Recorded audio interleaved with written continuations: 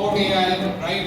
And all of you must be having some questions, like some of you are asking how we can trust AI, or what are the questions?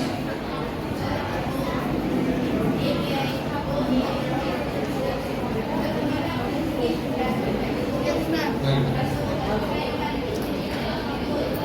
Basically, because of humanity, like for humanity, everything is good, whatever we are making, okay? And until the things are in our hand, okay? So we have made robots. Robots haven't made humans, right? So they are in our own hands only till then. So, right, like I need to require 1 hour or 2 hours for doing something, but they can do that task in 15 minutes, 20 minutes, okay? Proof, like how I trained them.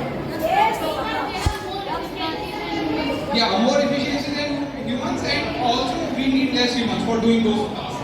And we can eliminate humans, and humans can do other tasks, like they can create more AI and we can improve the AI, right?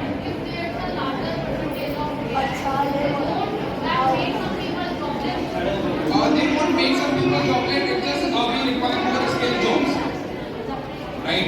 So more of the mechanical works or like daily basis work, those will be replaced for sure.